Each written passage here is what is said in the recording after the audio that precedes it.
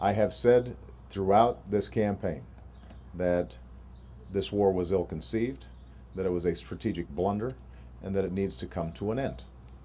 I have also said that I would be deliberate and careful in how we got out, that I would bring our troops home at a pace of 1 to 2 brigades per month, and that pace we would have our combat troops out in 16 months. That position has not changed. I have not equivocated on that position.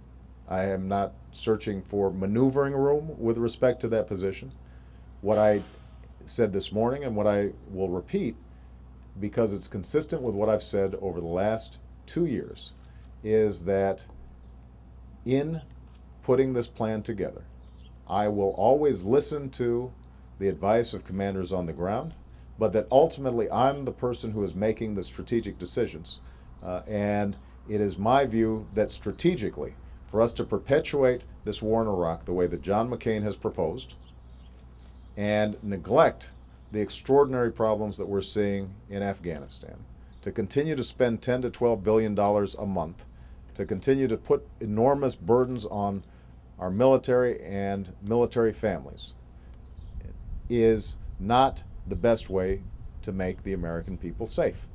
So we are going to go visit Iraq. I want to have conversations with commanders on the ground, Iraqi officials. When I come back, that information will obviously inform how we shape our plans moving forward. For example, what is the current training situation, and how many residual troops might be needed in order to train Iraqis to stand up, both the Army and the police?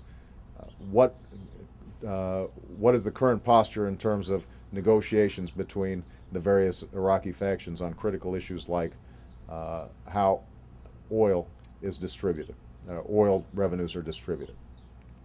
But let me be as clear as I can be. I intend to end this war. My first day in office, I will bring the Joint Chiefs of Staff in, and I will give them a new mission, and that is to end this war responsibly, deliberately, but decisively. And I have seen no information that contradicts the notion that we can bring our troops out safely at a pace of 1 to 2 brigades per month. And again, that pace translates into having our combat troops out in 16 months' time. So the last point I would just make is that this is the same position that I had 4 months ago. It's the same position that I had 8 months ago. It's the same position that I had 12 months ago.